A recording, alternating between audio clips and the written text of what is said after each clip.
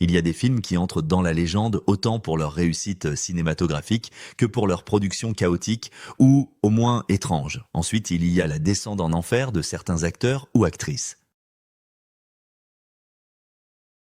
C'est le cas de Linda Blair qui va connaître un succès phénoménal pour finir dans le plus bas de ce monde. Je vous explique tout dans cette vidéo.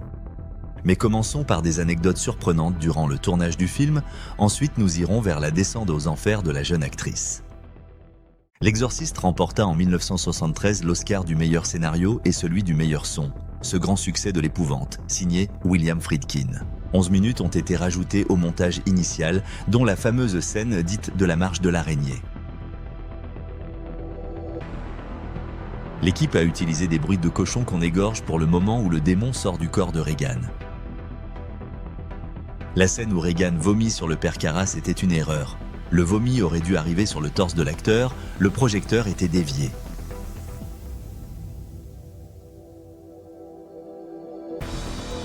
Le dégoût du personnage est donc authentique. L'acteur a d'ailleurs avoué avoir détesté ça. À sa sortie, le film a été accusé par des fanatiques religieux de faire l'éloge de Satan. L'actrice Linda Blair était donc en permanence avec des gardes du corps pendant 6 mois. Pour que les souffles glacials des acteurs soient réels, la chambre a été réfrigérée et l'actrice Linda Blair a avoué qu'elle ne supporte pas le froid depuis ce film.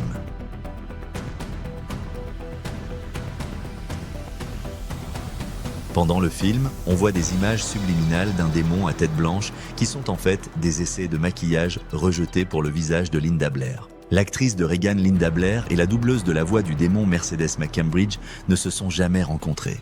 Certains mouvements distincts nécessitaient des lits différents. 3 lits ont donc été construits pour les besoins du tournage. La vraie mère de Linda Blair joue dans le film, c'est l'infirmière qui entre dans le bureau après l'artériographie.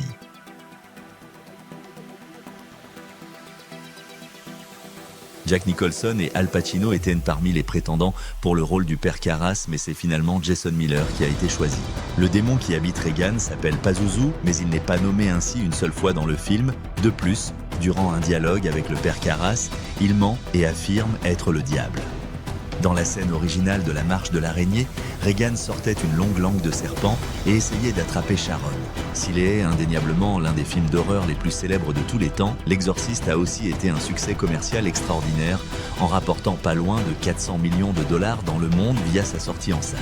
Pour un budget d'à peine 12 millions. C'est sans aucun doute le film que personne n'oubliera jamais, mais aujourd'hui, il n'est plus considéré comme le film le plus terrifiant. Il est à la 23e place au classement scientifique du film qui a fait le plus peur de tous les temps, la première place ayant été attribuée à Sinister. Et pour la jeune actrice, l'avenir ne sera pas toujours rose. Elle fera un mauvais pas qui va lui ruiner sa carrière. En décembre 1977, Linda Blair, 18 ans, est arrêtée à son domicile de Wilton sur Ridgefield Road après qu'un trafiquant de cocaïne nommé Edward Mangum s'est vanté à un agent infiltré d'avoir vendu de la drogue à l'actrice. Elle est l'une des 32 personnes interpellées dans le cadre d'un vaste coup de filet dans le milieu de la drogue. Elle plaide coupable devant le tribunal de Stamford et est libérée le 20 décembre après le versement d'une caution de 2500 $. Elle est condamnée à 3 ans de probation et également à faire au moins 12 apparitions publiques majeures pour informer les jeunes des dangers de la toxicomanie. L'affaire fait scandale à Hollywood et le cinéma ferme ses portes à la jeune actrice, à commencer par ses agents de l'époque. En octobre 1999, lors d'un entretien télévisé pour Hollywood Story, elle déclare que cet événement a définitivement ruiné sa carrière. Toutefois, en 1978, elle part au Canada tourner Wild Horse Hank, où ses aptitudes de cavalière lui servent. Puis joue dans la comédie musicale Les Challengers qui surfent sur la mode du roller disco. Malgré un succès au box-office, le film est éreinté par la critique et est nommé aux Razzie Awards dans la liste des 100 plus mauvais films agréables. Elle débute les années 1980 avec le film d'horreur Une nuit infernale, pour lequel elle est nommée aux Razzie Awards de la pire actrice. Pour casser son image de la petite fille de l'exorciste qui lui colle à la peau, elle décide de poser nue pour le magazine Oui, ce qui n'a pour effet que de la mettre en contact avec le chanteur Rick James, avec qui elle sortira quelque temps.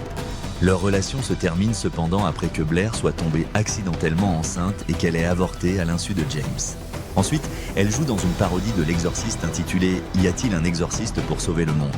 avec le comique Leslie Nielsen, mais le film est un échec cuisant, à peine plus d'1 million de dollars de recettes, et obtient des critiques désastreuses. De 2000 à 2006, elle anime l'émission Scariest Places on Earth sur Fox Family qui traite des endroits réputés les plus hantés de la planète.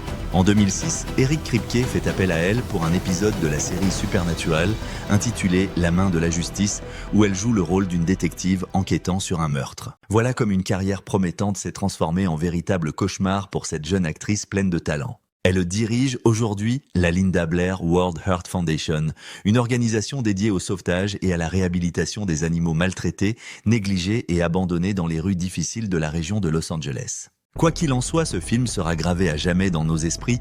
Sa puissance cinématographique en voûtera encore plusieurs générations.